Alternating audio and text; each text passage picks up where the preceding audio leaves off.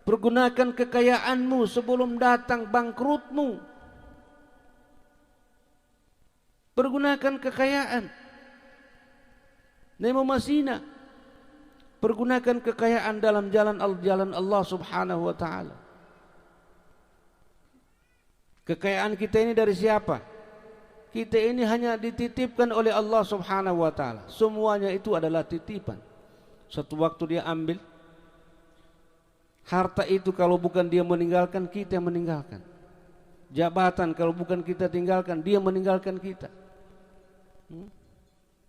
Gunakan kekayaan. Infakkan di jalan Allah Subhanahu wa taala.